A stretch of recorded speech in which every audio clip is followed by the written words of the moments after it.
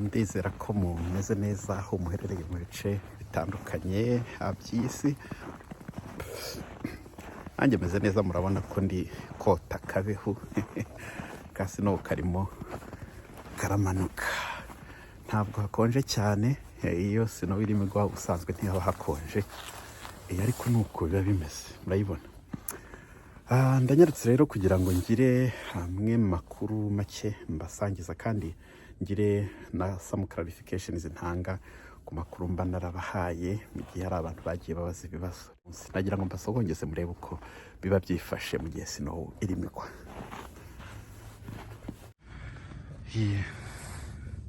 Murayibona uko hasi haba hameze, ahantu hose haba harahindutse. Sino nyinshi cyane.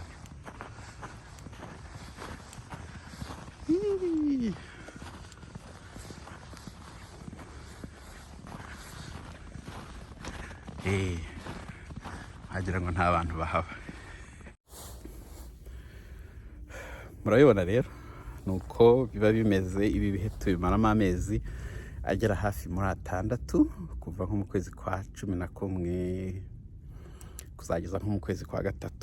Murumva ko ni igihe kinini, ariko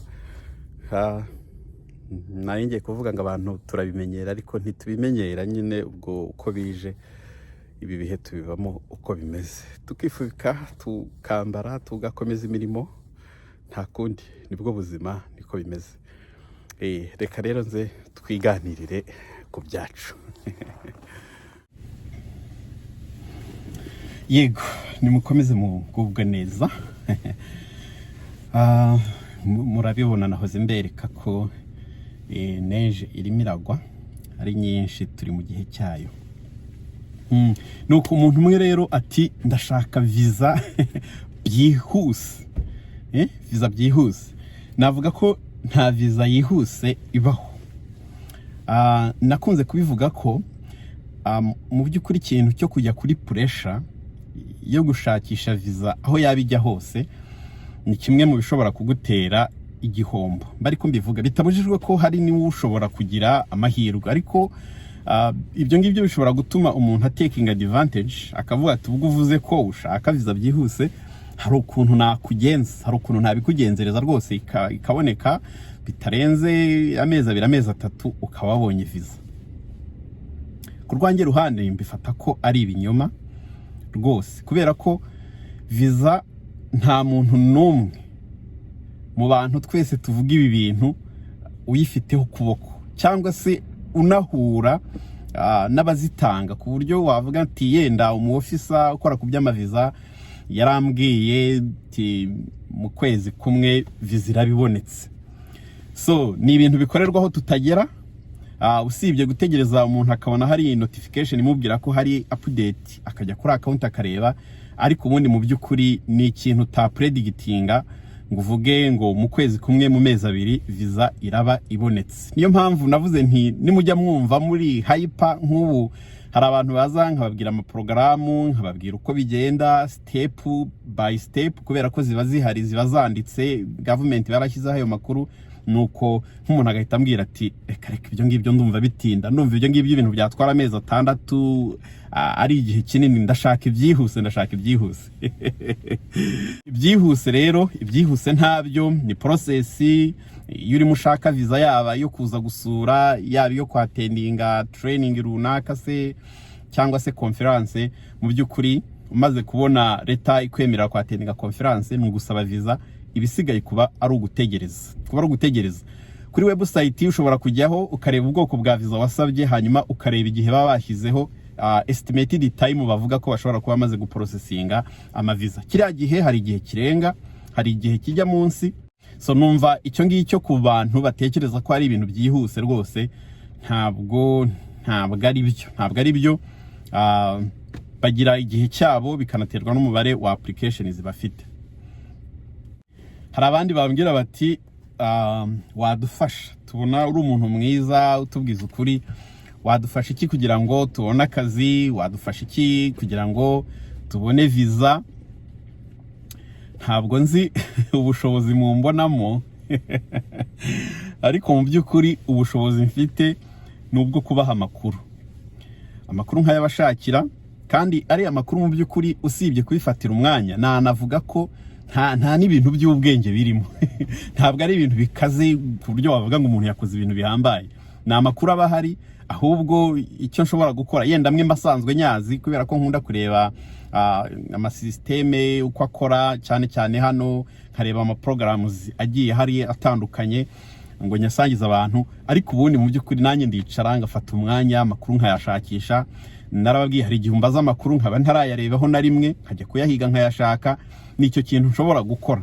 Ibindi rero by'ubufasha mutekereza nko kubitekereza ko hari ukuntu nshobora kukubonera akazi byoroshye rwose, byo ntabihari, ntibishoboka, kuko nta nubwo nemere gushakira abantu akazi usibye kuba namenya aho kari nkakurabura nkakubwira, ariko ubundi nge ntabwo mbyemerewe. Ndumva ku bantu batarabimenya, umuntu wemere kugushakira akazi muri Canada agomba kuba ari umuntu uri regulated, ufite icyangombwa cya leta, ufite license imwemerera kubikora. Either aba ari umunyamategeko, aba ari mu immigration consultant, cyangwa se akaba ari umuntu ufite experience mu bintu byo guhayaringa abakozi, akaba yaranashatse iyo special license ya government imwemera kuba yafasha companies zitandukanye gushaka abakozi mu mahanga. Nabo bantu babyemerewe. Mu by'ukuri icyo nshobora gukora cyonyine ni ukurangira hakurangira aho amakuru aherereye, aho tuzi duherereye nahabonye, hanyuma ikiba gishoboka ni ukwisunga abo bantu. Mbibutse ko utuzi badushaka ku buntu, ntabwo wowe bakwishyuza, kuko baba bazishyurwa na company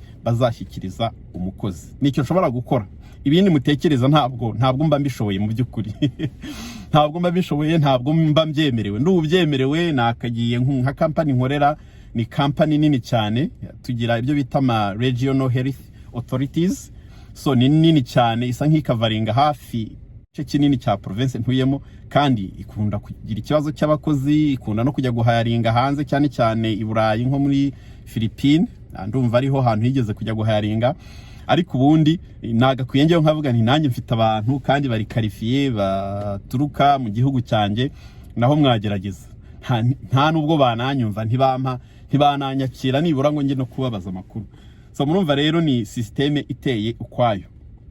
Numva rero akazi kanjye mbashakira amakuru, nkababwira nuko bigena na process mushobora kunyuramo, hanyuma namwe mukagerageza amahirwe.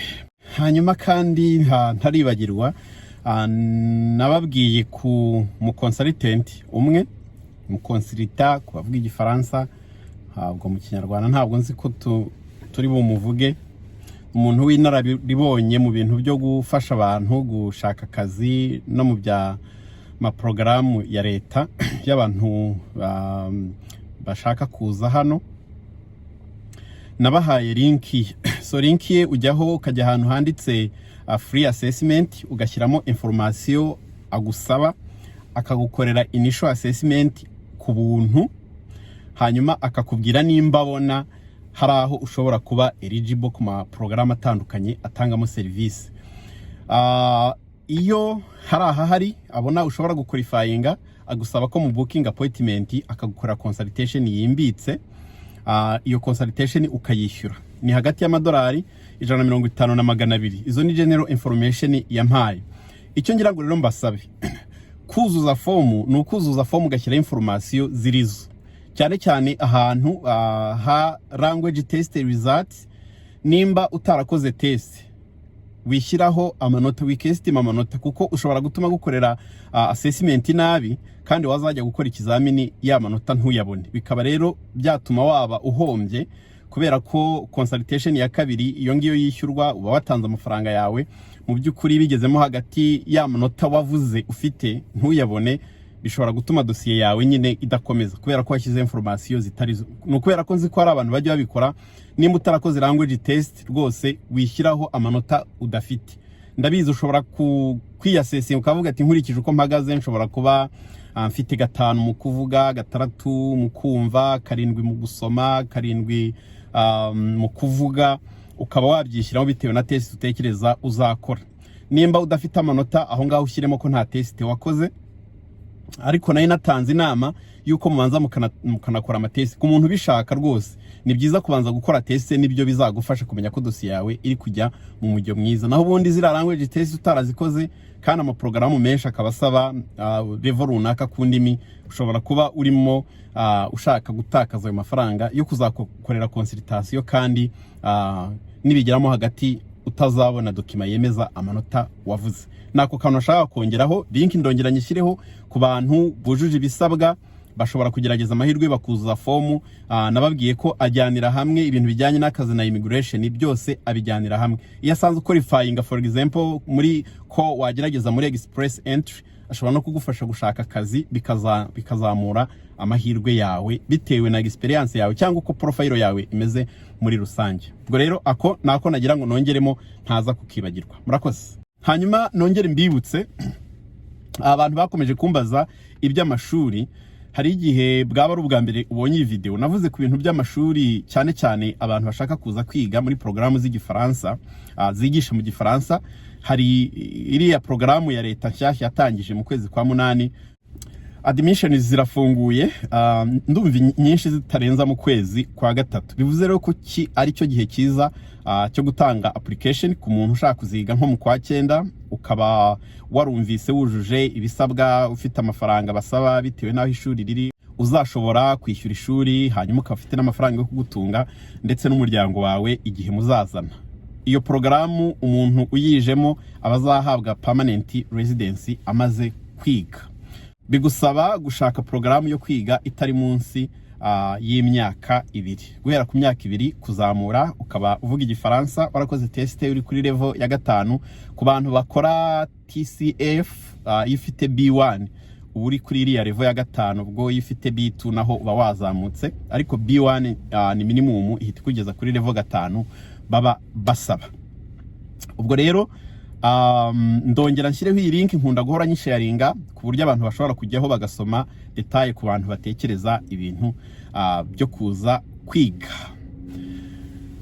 Ikindi rero abantu bamwe bagiye bavuga ati rero ni byiza tugezaho amakuru meza, ariko aya makuru ntabwo abantu bose ashobora kubagirira umumaro, kuko hariho yenda abatarabashije kunyura mu ishuri, hariho abatazi izo ndimi zisabwa, cyane ko hano programu nyinshi cyangwa se mvuge hafi ya zose za leta ugomba kuba uzi ururimi igifaransa cyangwa icyongereza, kandi ukabuzi kubivuga ku rwego washobora kujya mu kazi ugakora, wavugana n'abantu.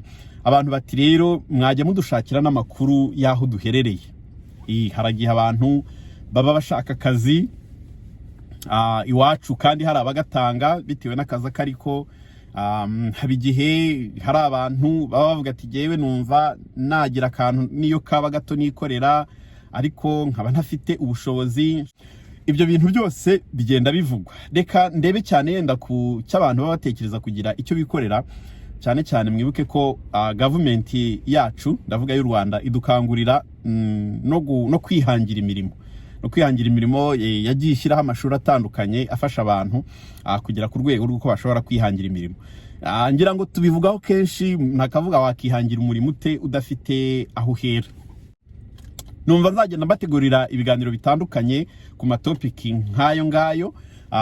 Hanyuma kandi mu by'ukuri hari igihe haba hari abantu bumva bari wiringi yo kurushaho kugira uruhare mu kubaka community yacu, ku buryo ushobora kuvuga uti jewe mfite amafaranga yanjye, ndamutse mbonye umuntu umwizerwa, nubwo bitora kumenya umwizerwa ku mafaranga, kambwira ati mfite uwo mushinga udasaba amafaranga menshi, ndashaka umuntu nguriza, ukamwereka uko uzunguka, ukamwereka uko uzatera imbere, hanyuma akagutera inkunga ukawukora, warangiza ukamusubiza amafaranga ye. Ngira ngo ibyo bintu nk'ibyo bijya bibaho, ariko ni ibintu nanone bisaba kwegeranya amakuru neza, kumva uko bikora, kuko nagiye numva ko hari n'igihe hari umuntu ushobora kukuguriza amafaranga, hanyuma ariko akaba afite ukuntu harimo nk'umutego ushobora kuzaburiramo utwawe bitewe yenda n'inyungu z'umurengera umuntu ashobora kuba ashaka, kandi ntekereza ko banza bitemewe n'amategeko. Ntabwo mbizi neza, ntabwo ndi umuntu uzi ibintu by'amategeko cyane cyane cyane ajyanye n'imikoreshereze y'amafaranga. Muri comment muze kutubwira, ubu ngubu umuntu ashobora kukuguriza amafaranga mwimvikaniye, akakubwira uti nguhaye 100, uzayansubiza nyuma y'amezi 3 unyungukire 20,000 n'urugero. n'urugero ntanze mutubwira abantu bazi ibintu bijyanye n'amafaranga n'imicungire y'amafaranga n'amategeko yagenga nimba ibyo bintu biba byemewe. Hanyuma kandi mushobora kudusangiza amakuru ibintu bijyanye n'imyuga. Hari abantu baza amakuru n'uwuhe mwuga iwacu ushobora kwiga warangiza ukawubyaza umusaruro ukagufasha kwiteza imbere, ukiyubaka, ukagira n'uruhare guteza community yawe imbere. Ayo makuru nayo nimba muyafite mu yadusangize, dukomeze dusangire twubakane mu buryo bwose. Mba ntanga amakuru ya hano kuko niho mperereye cyane, ariko namwe aho muri mufite amakuru mushobora kudusangiza uko abantu bashobora kwiteza imbere mu buryo butandukanye, kuko icyo duharanira twese nuko umuntu aba ashaka kugira agatambwe na gato yatera kuho ahagaze uyu munsi. Ubwo rero numva ari ibyo navugaho kuri uyu munsi. Nzagenda bategurira ayo makuru atandukanye, abanyandikiye kubategurira ibiganiro bitandukanye, message narazibonye, ntabwo ndabibonera umwanya, ariko nzabikoraho uko bizanshobokera. Nimukomeze rero mugubwe neza, turi kumwe, mukomeze murebe amavideo yigezeho bwa mbere, ukabona n'ubwa mbere ubonye iyo video, nagusaba n'ubundi kujya ku izina ry'icano, haba hariho amavideo menshi atandukanye, ukareba ko hari ushobora kubonamo ihuye na situation yawe. Wagira ikibazo ukaba wanyura kuri Telegram group, ukaba wanyandikira, cyangwa ukajya kuri groupe muri rusange, haba ari abantu bashobora kugusubiza. Nanjye aho mboneye umwanya nkaza nkagira icyo nongeraho. Reka rero mbifurize gukomeza kugubwa neza, amahoro y'Imana akomeze kubana namwe, kandi muhaye muronke, abashakisha mukomeze mushakishe, Imana ibahire. Turi kumwe naho ubutaha. Ciao ciao.